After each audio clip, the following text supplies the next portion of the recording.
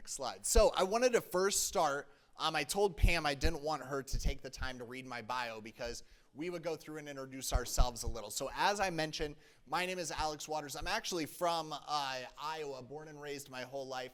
I would claim that I'm from Okoboji, but when I was really young, I was in Ocheyedan. Does anyone know Ocheyedan, Iowa? Come on, it had the tallest point in Iowa for at least quite a while. But anyway, up in the Okoboji area, it's just west of Okoboji, so northwest Iowa. And then I eventually made my way down to Sioux City first for my undergraduate degree. I went to Morningside University. And then 2 weeks into my freshman year at Morningside, I actually had an accident. I traveled back to Okoboji with some friends, and we decided to go swimming one night, or swimming that night, and it ended up where I dove in off of the dock was only 18 inches deep. So while I started at Morningside on a golf scholarship, wanting to be a teaching pro for golf, my life quickly changed. And so 2 weeks into my freshman year of college, everything changed. I ended up having to do 6 months of rehab at a rehab hospital out at Craig Hospital in Denver. However, after going back, because after rehab, I went back to Morningside, graduated, even went on to get my master's in negotiation and dispute resolution from Creighton University. Worked with the U.S. Department of Education in Washington, D.C. For a brief time, and then now I've been back in Sioux City. I got a little involved in national politics. My first job, first big boy job, if you will, where I officially was getting off some of the support services that I had been utilizing, was working for President Obama's re-election team in 2012. And so I got really interested in that campaign, became a field organizer, got pretty knowledgeable about national politics and national races, and then eventually made my way to Morningside University, where now I've worked for the last 11 years. And I've held a number of different titles, but now for the last 3 years, I've been the director of alumni engagement. And so thinking about the experience I have in local and national campaigns, I got a little interested in what that would look like and how I would be able to go into it. And we're going to talk in the next couple of slides after introductions about why we ran. But just for the purpose of this, then I got more experience in some local and national ones. Eventually, after a setback, it says, because I ran for the Board of Supervisors first, and I lost. Spoiler alert. And so I lost, but my dad would say I'm hard-headed. I would say that I was just persevering, and I decided I would run for office again. And so then I was elected to the city council of Sioux City, Iowa's fourth largest city, actually, over on Iowa's west coast, I like to say. And so elected there, this will be the end of my second term, so I've been holding that position for 8 years. I'll let Jen introduce herself. Thank you. I'm Jenn Wolff, and I'm not nearly as charming as Alex. I'm originally from Waverly, Iowa, and it's where I'm still at. I got away for a little bit, but came back. I became a wheelchair user in the middle of occupational therapy school. I was getting my master's up in St. Paul, Minnesota, was taking a break, and a tumor inside my spinal cord was discovered, so I had to have surgery. And I also did rehab, but I did it locally. And then finished, after doing rehab, I finished my degree and went to work as an occupational therapist for a while. It was during that time that I had to get my first wheelchair replacement and just found out how difficult that is through insurance and durable medical equipment and how frustrating it was. And both as an occupational therapist and as a wheelchair user, I wanted to learn more about the policy, and I found a scholarship to go to DC and learned about the policy and went and visited my legislators. And that experience of telling my story to impact change changed my world. And it was one of the most empowering experiences I've ever had, and I wanted other people to share in that experience. So I got very involved in advocacy, but I'll talk about a little bit more about that later. I'm now a community outreach specialist with Waverly Caring Assistance Network, which I can talk more about later if anyone's interested. But I first ran for office because I was really frustrated with Medicaid in Iowa and the privatization. We'd done a group called Upgrade Medicaid with a group of cross-disability advocates in trying to create change, and felt like we were just hitting our head against a wall, that nothing was legislatively was getting changed, although Department of Health and Human Services was starting to listen. And some of those changes are happening. But my senator, or the next step from advocacy is running for office, if you're so inclined. And no one was running against the gal that I ran against for Senate up in my area. And I went to a disability caucus event and said, is it too late for someone to run for office? And they said, no, Jen, are you going to run? And I said, twist my arm.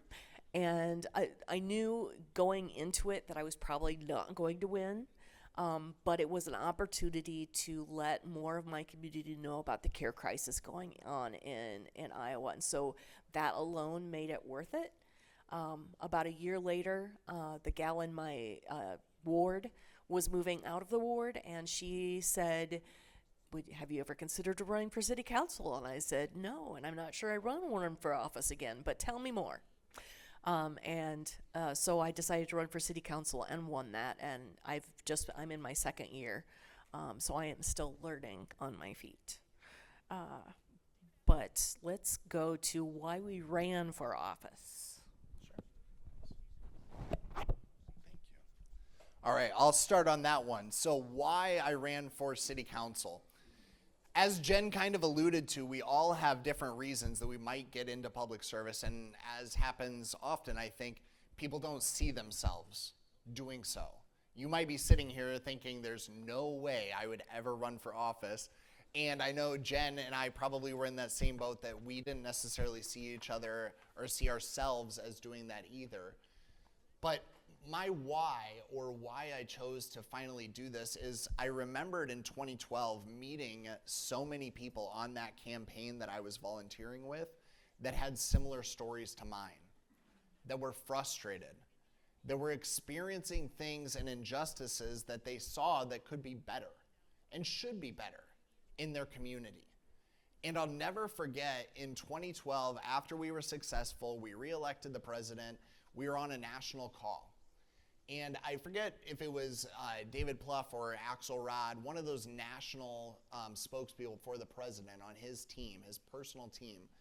And he said, if you got involved in a campaign, in this campaign, because you believe in the power to make a difference, you believe that one person can join a campaign, can make a difference in the world around them, don't come to Washington. There are far too many people in Washington that are trying to do the exact same thing. If you want to make the greatest impact you can, do it in your community. Run for office in your community. Make a difference there. And it really stuck with me. And so I remembered feeling that in 2012 and saying, gosh, I know all these people. I know what they're going through too. Maybe I should try running for office. And it's a lot of work. A lot of work that you never anticipated. Putting yourself out there, having discussions, trying to learn about things that you might not know about. But you learn as you go. And like I said, I wasn't successful that first time around, but the world has a way of opening up opportunities if you feel called, or opening up opportunities if the time is right. And similar to Jen, on the city council, there was a vacation of a seat. Someone on the city council was elected to supervisors, the county supervisors, and so that seat was open. So they actually held an application period where you could go before the city council, apply, and explain why you wanted to run, and eventually they chose me, and then that November I was elected at large. But one of the pitches that I gave to the city council at that time that was going to make the decision of who to select, because there were 20 other people that were running or had their application in. We're talking former mayors, business leaders, advocates, like prominent individuals, and I was probably half of all of their age. And I said, look, maybe I want to run for a selfish reason. I really want to see more young people staying in our community or relocating in our community. And I think we need to have representation. We need to have people that look like, sound like, and think like me or my generation if we're going to make decisions that will impact that population. So if we want to recruit and retain young people to our state or to our city and our community, we have to start having some representation. We have to start having people that are of that age range or people of that generation or maybe community, what have you. And so I made that plea to them that selfishly I probably made a joke about how I was unmarried and I just really wanted to get a spouse and we needed to get more young women moving to Sioux City.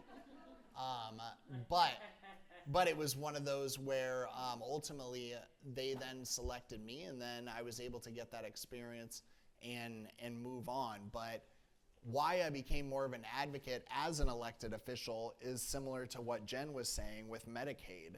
And I was learning quickly with the pandemic of how fragile our infrastructure is and the caregiving crisis and the fact that we don't have the supports necessary for so many people. And so while I'm advocating on the city level, I was getting much more involved in advising national campaigns. I worked with the Vice President, Kamala Harris, on her disability policy and just stayed really involved trying to impact the world of disability, because that was another hat that I was wearing in addition to advocating for the 85,000 people in Sioux City. And so I kept that close to mind of why I was running and what I wanted to do. Jen, why don't you explain a little more about you? Well, my journey to running for office, it all started in advocacy. And that trip to DC got me used to me telling my story. But I got involved with a group called Users First, which was a consumer-based wheelchair group that wanted to share the stories of those impacted by policies. And we went to Abilities Expos and we got to put people on video and ask them questions about their experiences. And I got to hear all the stories and how empowering it was for those people to tell their stories. And then from there, I just got more involved. I worked for United Spinal Association as their grassroots advocacy manager. I continued to do things at DC, but then I got really sick and had to drop out of everything. And then that was the time that we heard about privatization in Iowa. And all my friends with disabilities started saying, Jen, we need to do something here. We need to do a group here. So that's how Upgrade Medicaid started. And we were doing Zoom before Zoom was cool, because we were from all over the state. And it was the only time that people with disabilities could get together is online. And we were meeting almost on a weekly basis. And we did a lot of virtual town halls. Our biggest one was, I think, 90 people attended. It was called the Caregiver Crisis, and 12 legislators came, including 2 Republicans, which we thought was a huge success, to get that many people, again, from a very small group of people with disabilities.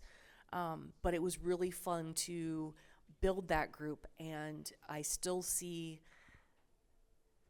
the beauty of that group and the fact that each one of those people are continuing to do great advocacy work, and have developed great advocacy skills.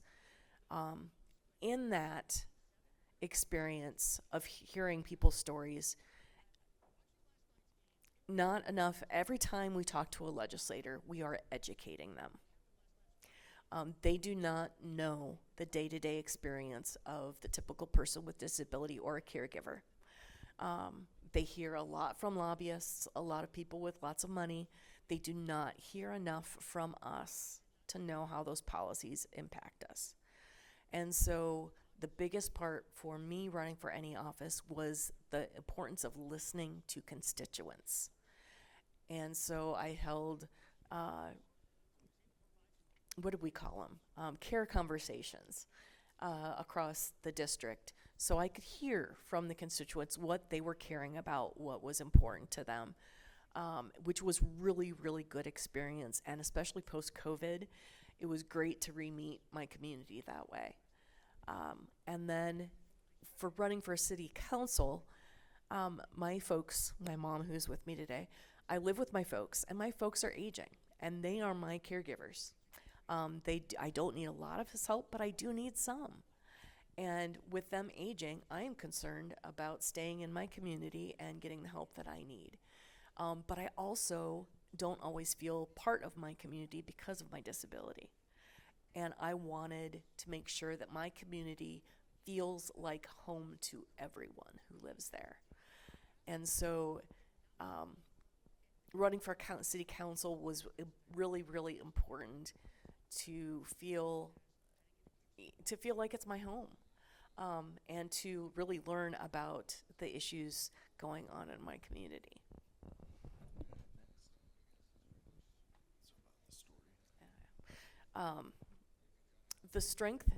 Your strength is your story. When running for office or in advocacy, really defining who you are and what issue is important to you kind of is just essential. And why it's important to you, what it matters, what emotions you have around that, what your fears are. You're educating, like I said, you're educating those legislators and elected officials. A lot of times having some data, so joining an organization like the DD Council, like Ask Resources, like any advocacy group that can give you a white paper or some background information or data. But what the legislator's going to come away with is your story, and that's what's going to help them make a decision on how they vote. And if they hear from enough of us, it can sway votes. And that's, again, the importance of us working together with various disabilities, and is essential at this time of time. Some examples of inclusive initiatives was Upgrade Medicaid. It was wonderful. We had Zach Beacom, who's a quote-unquote stand-up comedian, who is a wheelchair user. He does comedy. He also is a virtual storyteller. He did a lot of videos for us and did a lot of social media, and we did why we work, why we vote, who is accountable campaigns, where everybody would say, this is why I vote. And they'd say a sentence or two, and then they'd put the videos together. Again, each person's story was essential to that, and getting the messages out. Now there's Allies in Advocacy. If anyone is interested, both Alex and I are involved with that. We're trying to create change in Iowa. And again, your story, like in Alex's my case, going from a situation that can be challenging to getting outside your comfort zone and doing something with that can be really scary, but it is so worth it. Everything that I've done, that I'm running for Miss Wheelchair Iowa, I am not the Tiara type gal, but I did it, and it really helped. Yeah. It really helped my speaking skills and getting used to talking in front of other people. The first trip I made to an Abilities Expo, I didn't tell my parents I was going. And it was too late for them to go with me. So I traveled by myself for the first time. And it was worth it, because I met so many great people. Your story will make an impact. And the more you tell it, the more you get used to telling it, the more comfortable it gets, because it's not comfortable to begin with. unless you're really lucky. But yeah, finding your story and telling it is the biggest piece in advocacy. And then if you're running for office, having that as part of your campaign story really, really is useful. And the last thing I would just say as far as that, because I thought Jen hit the nail on the head and said it perfectly, but I am always reminded of Robin Roberts came and spoke on Morningside's campus, and one of the things she's famous for saying is, make your mess your message. And so I don't know, I mean, show of hands, how many of you have found yourself frustrated over the last year, or having anxiety about what's happening in the world around you, or maybe funding or something you're going through at work, right? Yeah, I think mom's raising both hands in the back. Yeah, that's for sure. We all are going through something. We all are having those frustrations. We just don't know if someone else sitting right next to us, across town from us, or across the state from us is going through those same things.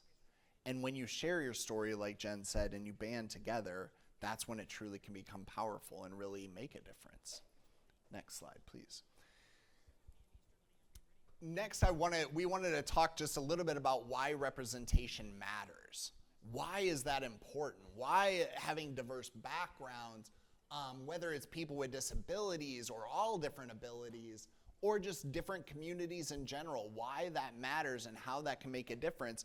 And really, you got to think about the underrepresentation of people within elected office. I mean, I would like to think that Jen and I are pretty much the anomalies in our city council across the state, right? Of serving, and we bring our chair with us every time we go to our city council meetings. I mean, it's one of those where not enough people think about physical access to spaces if they're not confronted by it on a day-to-day basis. I mean, listen to our keynote speaker. Our keynote speaker today was speaking from the heart because she has a family member, right, that was going through those things, that experienced those things, and it inspired her career. Similarly, think about Senator Harkin. Senator Harkin had a sibling that was deaf, and so then needed all these different accommodations, and he became this incredible advocate for that and fought for them.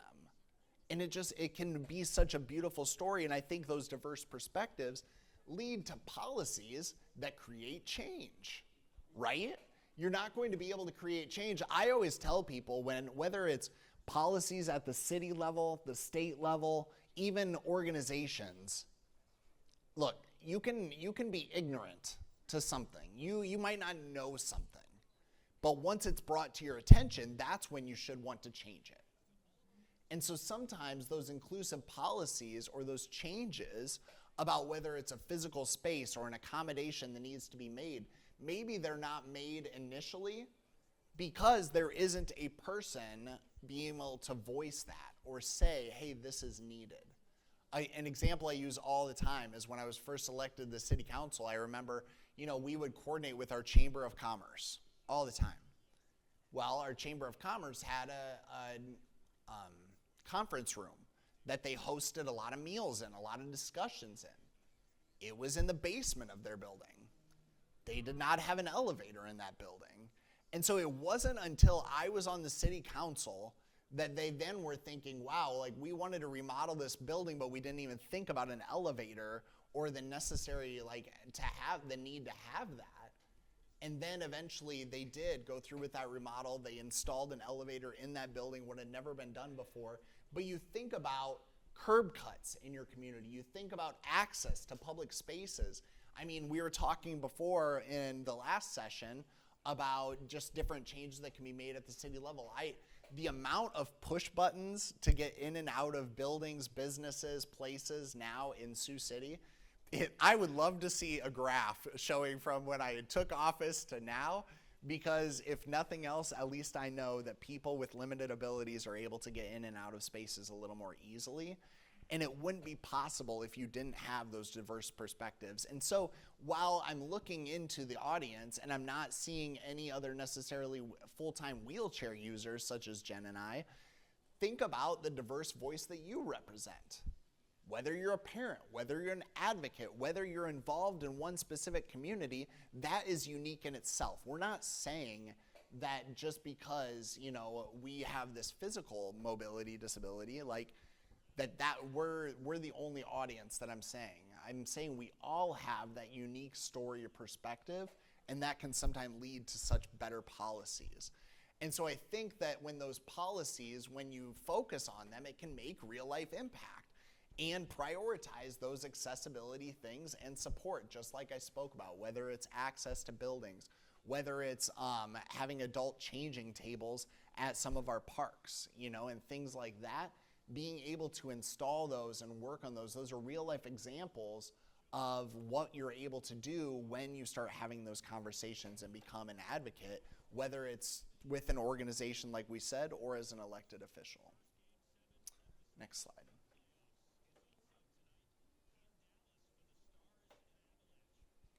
Next one. You're okay. What was it? Village? Huh? I think we skipped one. Go back one.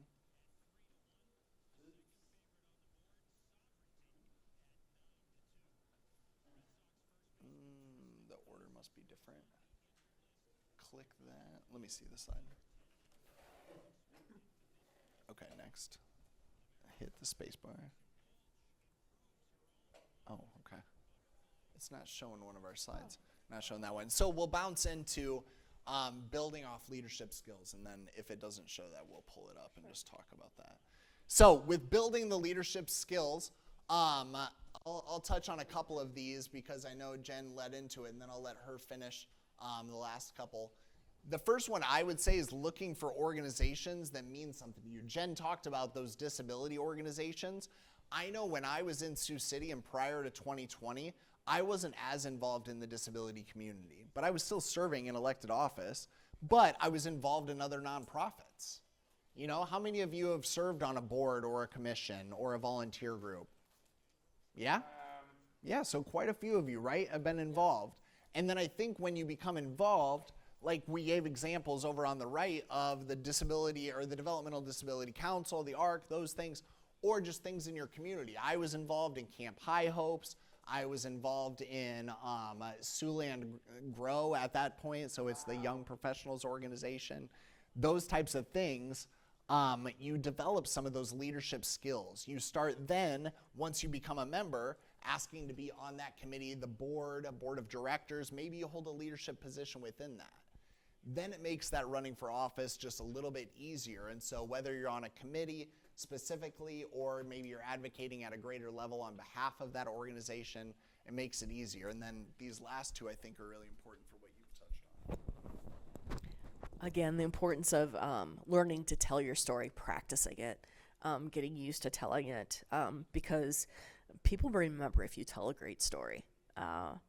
And that listening to the people around you and the stories that they have to tell.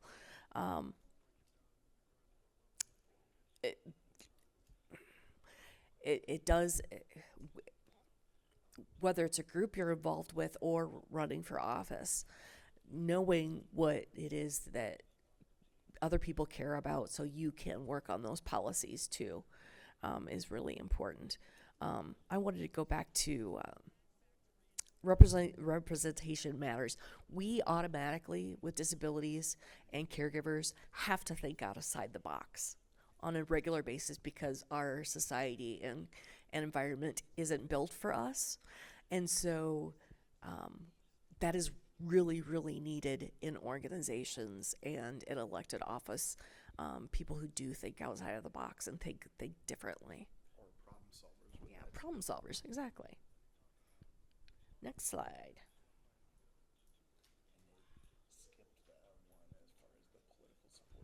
Well, we can talk about that. The slides that's missing is talking about creating your political support system. We both had pictures with Senator Harkin, which was he was just essential in working with his office. Was really, really empowering. And I remember going to DC and meeting with Andy Imperato, and he said, not enough people with disabilities are getting involved in advocacy and sharing their stories. That it can, again, being vulnerable is hard, but they need to hear from us in so many ways on so many different issues. I think getting mentorship from other people who have run for office or who are fellow advocates, people who've had good experiences. It's Josh Turek now is a great representative, and he's really willing to come and talk to anybody about anything. Like I said, I got involved with the United Spinal Association, and then got involved with the National Council on Independent Living, and found out how important it is to do cross-disability work, which is not enough is being done, to bring us together rather than keep us in our silos. And so trying to find organizations that do that. And then utilizing social media. It's kind of essential in this day and age. I'm still an oldie using Facebook. I need to start using TikTok, but it just scares me. And using those short messages, those short little stories that we did, the clips for Upgrade Medicaid, again, they're still available on Facebook if you want to go check them out. We really should upload those to TikTok because they would be perfect for that. And it would be reusing those people's, they're still dealing with the same things. Not much has changed with Medicaid. The caregiver crisis, that those stories are still as important today as they were a couple years ago. Well, and one of the things I wanted to say as far as the political support system too, and utilizing social media, is the importance to support one another in today's day and age. Like, we all raised our hands that we have been stressed out or frustrated or experiencing something that seems unjust. And so often, sometimes I know when we go on social media, it further enrages us, but sometimes we can also find our community, find our support system there, people that are experiencing similar struggles, and being able to amplify those voices so that more people understand that they're not alone with what they're experiencing. And I think that's what Jenn and I really experienced when we first started working together over Zoom, right? And Upgrade Medicaid and all of those different platforms, is we wouldn't have known about each other if we weren't able to connect through some of those different ways. And so I think that that's really important, and then building your network of that and learning from mentors about how to do it. Because when we were running for office, we had to ask questions. We had to learn from those around us. And so that's kind of what we wanted to look at for this timeline for running for office. So a lot of people might think, like, okay, say you are involved. Quite a few of you raised your hands. You're already on a board, a commission, a committee, something, right? So now you're all ready to run for office, right? Okay, maybe not yet, but maybe by the end of this. Right, buddy? Thank you. Okay? So, he makes me feel like I could be a comedian, buddy. I like this. You're going to travel with me. Yeah, there you go. I tell you what, I'm hiring him full time. Zach, you got a new job, buddy. Okay, so the timeline of running for office, because like I said, it can be overwhelming. It feels overwhelming. But the first thing you can do is simple. Talk to others. Talk to other people. Talk to not only your friends and your support system to learn about the issues, but also talk to elected officials. Talk to those that are maybe in that role or have been in that role. People that you look up to, people that you're interested in or that would support you and learn and at least have some experience about what you might want to go into or you might want to do. Talk with those individuals. The second step is checking the rules and regulations. Make sure that you know what you're signing up for, that you know what you're running for is appropriate, that you live in that district, that you can represent that community, things like that. Because no amount of passion is going to enable you to run for city council in Waverly if you live in Sioux City, right? I mean, you're going to have to be able to check these things out to make sure that you qualify and that you know what is expected of you, such as gathering signatures and things like that so you can submit the paperwork. The next thing is focus on issues. And what that means is really, what do you want to tackle? What do you want your platform, your story to be in regards to running for that office, right? Because while I'm going to think a lot about disability policy and improving the lives in my community of those with different disabilities or different abilities, I really think it's important to think about the other issues. Because I've also learned more about wastewater treatment plants or street depth of pavement and all of those things than I ever imagined I would. I mean, you want me to talk about garbage contracts for a little while? I could go. See? I could. Exactly. And it's like, so we have to think about all these different issues that are facing our community. Maybe it's recruitment and retention of young families or different businesses. What are your talking points going to be? Because they probably shouldn't be only specific to those of your distinct community, right? So you have more broad appeal. Then find your supporters. Who are those people that are going to be in your corner, whether it's with fundraising and your ability to raise money so that you can send out flyers to people, you can put yard signs out, because we all know those win elections. Yep. Zach, where were you on that one? Come on, Zach, that was a joke, man. You gotta laugh at that. Thank you. All right. He missed that one. Okay. Well, yard signs don't vote, but sometimes you need them, right? To get your name out there, recognition. And then the last one is really using those classes and information to be able to be more knowledgeable, right? To set yourself up for success so that you can actually use that information and those tools, use that power to be able to hopefully win that election. Or maybe you're like Jenn and I, and you just got to lose your first time out, and then, hey, persevere, and you'll keep going and win the next one, right? Next slide. Or did you have anything else you want to talk on the timeline? We do have a QR code with a bunch of resources that if you are interested in running for office, there's a bunch of different resources. And it's not just running for office, but it's supporting people who are running for office. So if you want to get on a campaign, get involved in your local political party. We need more people with disabilities in spaces they don't expect us. Because again, like Alex said, it increases accessibility across the board when we show up in places they don't expect us. Next slide. That's right. Practical steps to run for office. Again, researching local political landscape and positions, meeting with your local political party and their central committee. You learn a lot from them, and you can get a lot of support from them as well. And it increases your visibility and increases access to role models in that area. Do you want to take it? Yeah, the only other thing that I would say really with this slide is just thinking about, if you're not ready to run, supporting those that are, learning from them, inspiring them to keep going and continuing that fight. Because let's face it, not everyone is cut out for public office. I haven't talked to Jenn, and Jenn's kind of new at this whole thing, 2 years in. I'm 8 years in, and I don't know if I can keep going because it is so taxing. It can be difficult because a lot of these decisions are tough and they can weigh on you. So it's not for the faint of heart, but I think that it's important for your community to know that if you believe in those individuals, to lift them up, to tell them to keep going, to tell them how great of a job they're doing, or give them that feedback that helps them keep up the fight.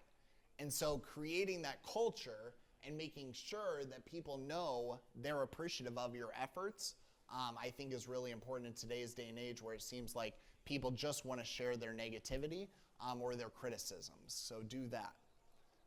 And then next slide. And then this is actually what Jenn was talking about. So join the movement, run for office, or if you're not ready to run for office, just advocate and turn that into action. Join a committee, join a commission, get more involved in your city overall. You can scan this QR code for a lot of valuable resources, like Jen said, that will empower those around you to either run for office or give you information to maybe run for office yourself. And then you can also take a picture if you'd want for our contact information. So that's email addresses for both of us, and we're happy to be able to answer any questions that you would have, because like we said, you're not in this alone. You know, we all lean on and rely on each other, and so I think it's really important that we do reach out and we have that dialogue and conversation and look up to each other as mentors and resources. So, all right. Wow. That's what we have, bro. All right, next. And so now, if there are any questions, and I can't bring this lavalier mic to everyone, so we might need help with that, but any questions from anyone? Yeah, how many hours do you guys spend on this kind of work? Is this your full-time job or is this your side gig? Repeat it into the mic. Yeah, good point. So how many hours do we spend on this, serving on the city council? Is it a full-time gig, part-time gig? What does that look like? So I always joke that my full-time job is the director of alumni engagement at Morningside, and being on the city council is a part-time job that's really trying its best to be a full-time job. Wow. It is. And it's one of those where I will say, like, we have one meeting once a week, like one standard city council meeting once a week, every Monday at 4 p.m. If not before, we might have a closed session.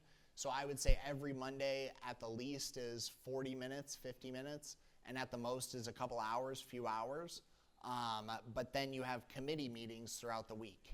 So, you know, I might have a committee meeting here or there, you know, during the week over the lunch hour, whether it's a committee I represent the city council on or something like that. And then sometimes in the evening, you know, you'll have ribbon cuttings or social events that, and again, I like to be out there and do those things. I think I should be accessible. I want people to talk to me.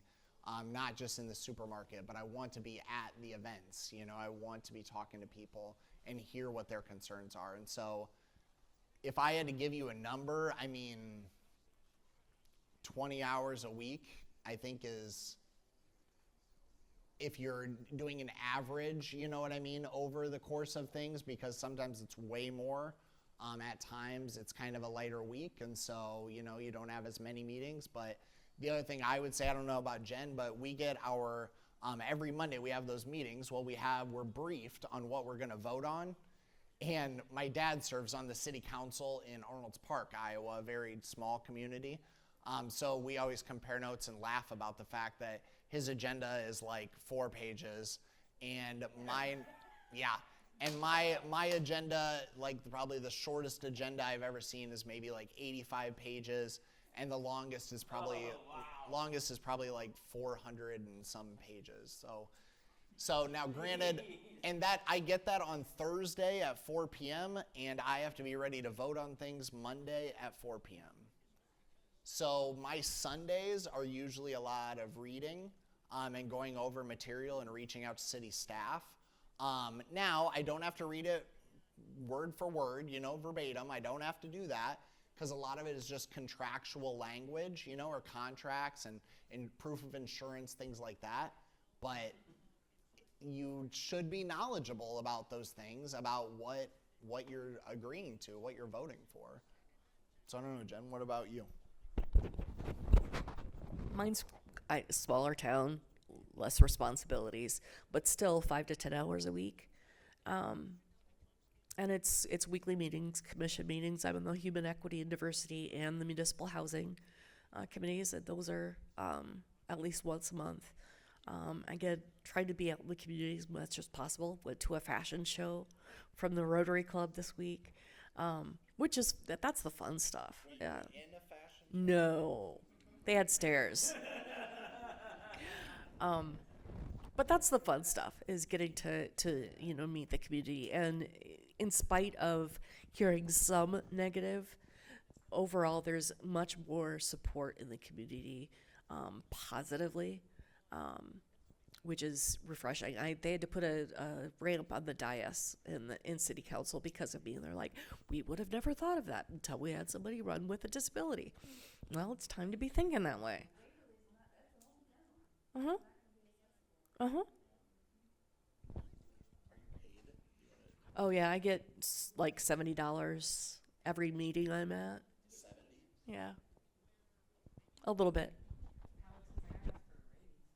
Yeah. Yeah, no, I will say, so, and that's the way I know my dad, his is broken down on the city council in Arnold's Park, paid per meeting. I do get a salary for serving on the city council. Larger cities, I think, do that. Now, I say I get paid a salary. Man, I might retire on this. No, I'm just kidding. I think after taxes and things like that, I make maybe $9,000, $10,000 a year, somewhere around there. But the good news, or something I know that is a benefit for some people, and I don't know what size of community this breaks down to, but they do get benefits. Like I get full health, dental, everything by being on the city council. I even have an IPERS account because of being on city council. And so there are those benefits. And like I said, 10 grand is not covering the amount of time and energy and exhaustion that I have some days. But it's better than nothing, and it's a service. At the end of the day, I believe that we're making a difference, and that means something. I'm not in it to get wealthy. I'm in it to make a difference ultimately. But it is ironic how much more money different people can make. Like our county supervisors, I always joke with them. Our county supervisors in Woodbury County, keep in mind, I always tell them, the city that I represent, Sioux City in Woodbury County, is 85% of the population. The chair of the Woodbury County Board of Supervisors, I think they just gave themselves a 2% raise. I think he's up to $41,000 a year. Wow. But I'm representing 85% of his population, so yeah. You get a cut of that. Yeah. Amen. All right, Elizabeth and Zach are on that committee. I like it. Here we go. Zach, did you have a question? Yeah. What's up, dude?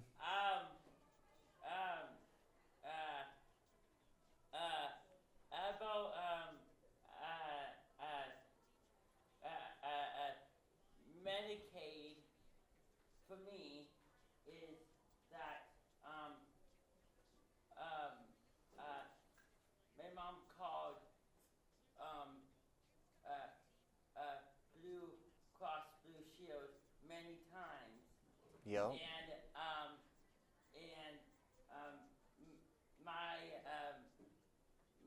My testosterone packet, and it denied several times before I called, and then I waited for the repeal again next week for get my medication back from Medicaid down. Yeah. Well, and I think you bring up a good point, buddy, is that, navigating some of those situations as well, like if you're on Medicaid, right? Like I am too. And so I am always with a full-time job and a part-time job that wants to be a full-time job. I constantly struggle with staying under that income cap, which is why we've been working on Work Without Worry so much with Representative Turek, because there's no reason that we shouldn't empower people with disabilities to make more money, to make a living wage. And I always talk about what Zach is talking about, private insurance and the frustrations of that. I mean, my private insurance is great. I get private insurance through the city or through Morningside. Both are great programs, great benefits.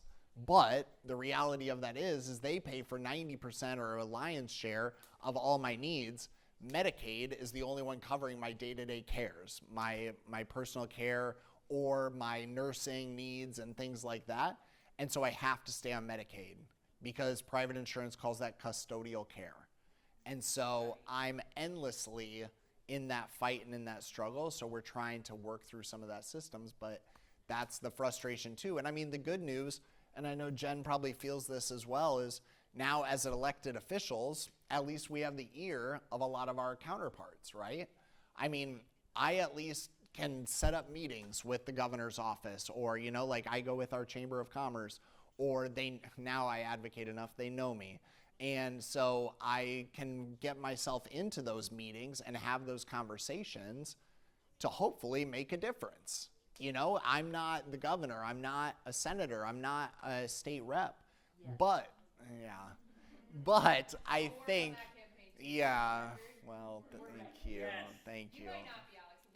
Yeah, right? No, I appreciate it, but I think that it's like, that's why I would encourage all of you to think about elected office, if not for your personal benefit of like the things that you're struggling with, thinking about the people around you, and how you could be a voice for them. And as an elected official, no matter the level, a lot of times you find yourselves in rooms with those that have even more power and influence than you do.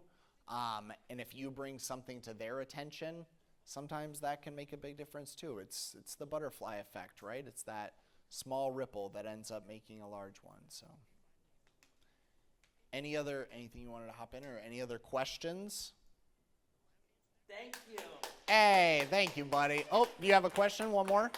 All right. Have any suggestions? Because kind of coming from a point of like, this is kind of a very turbulent time right now. Yeah. Things can act people that you think maybe I should do this. It's kind of scary to be like kind of making yourself vulnerable and opening yourself up to a lot. But the flip side of that is that it seems like there's a lot of people who are making decisions who have no idea how the systems work or what type of like repercussions there are, or sort of like the butterfly effect of what happens in families.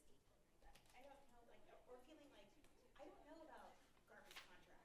Like, I don't know anything about that. So, like, am I really a good fit for something like that? Yeah, and so her question was kind of focused on with the turbulent times, or with the uncertain or even difficult times we're experiencing, frustration, right? Like political turmoil, you know, in general, but then the worry of not being knowledgeable about all of those different things and being able to still be a good elected leader, and whether or not, you know, you feel ready or you feel like you should take that step, and what advice would I have? So my thoughts to your question is, first and foremost, like, as far as the political climate, I hear you. And it is difficult. And I will say, like, I think my community, maybe more than most, is pretty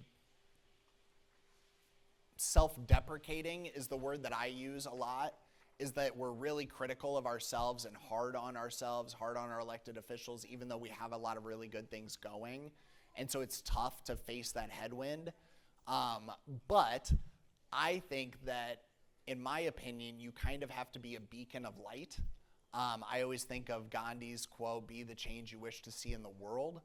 And so it's working through that. And what Jen said that I think is so true, and I've thought about running for state rep, you know, in that, even though it's the reddest of the red district, right? But to Jen's point, you're running and you're bringing a lot of awareness about a lot of issues, and you're talking about it. You're getting national press. You're elevating those topics. And if you don't win the first time, then it at least gives you experience to maybe build for something else. Or, you know, at least you tried something, you learned more about it and yourself, and then you can get into it. So I wouldn't let it deter you. That's where your support system and your mentors that you build around you are so critical and important, because that stuff can come, right? You're always going to be met with adversity. The other thing that I would say about garbage contracts, and like, I'm telling you, we're building right now a $500 million wastewater treatment plant. And so we are working through all of that and all these different concepts that I never would have known anything about. But you have your common sense. You have, like I always say, I'm willing to do the homework, I'm willing to read through, and I'm very good at asking questions, right? And you have to be those things in order to do well. You're not going to know everything going into it, and you're not going to know everything that you're voting on fully. But if you trust your staff and you ask good questions, that's 90% of it. Jen, did you have anything? I knew really nothing about budgeting and all that, but again, really good fellow city council people, really good city staff that they really sit down and explain things to you, and it's asking questions, and it's a lot of learning. It's very overwhelming, but it's worth it.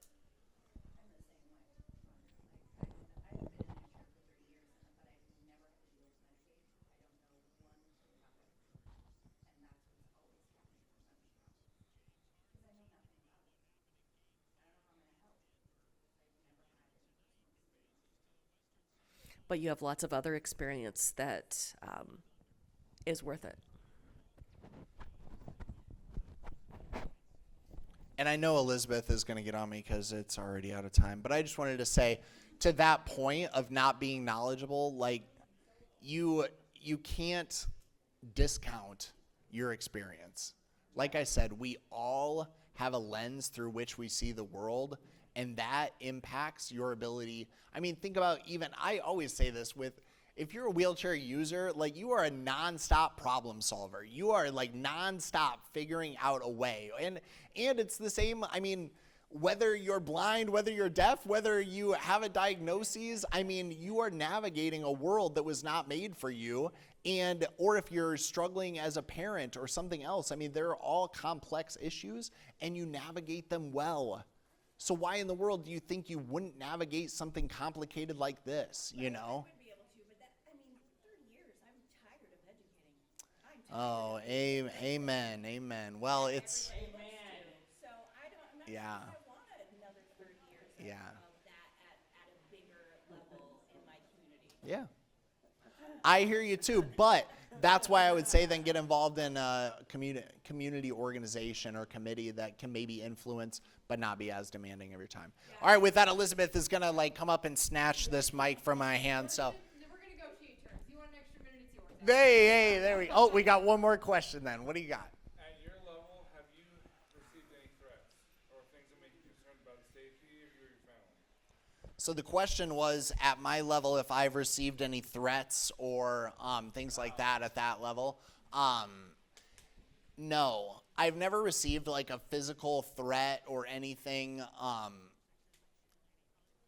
There's like different lawsuits that are kind of pending, or, you know, that, because when you're at this level, and I think it's because I'm at the 4th largest city in Iowa, we have a, you know, $400 million budget. There's a lot of moving parts. People can be angry. What I would say to you is that it's like a lot of eyes are on you, and there can be a lot of negativity, but never necessarily threats that I've felt threatened. But people are angry. I mean, I've had people scream at in my face to the point that they were like spitting at me. And so, but I try to give them space too. Like, think of how angry and how upset you are to get to that level. And if you're willing to talk to me about it and explain your situation, I'll listen, but not in a disrespectful way. And so that can be scary. Like you said, it's tough political times, but I think those are the exception, not the rule. That's not as often, like Jen said. People want to lift you up, and they're just proud of people that are willing to take a chance. So, okay. Thank you all so much. We'll be around the rest of the time. Thank you. Thanks, Zach. Alex. Thanks, buddy.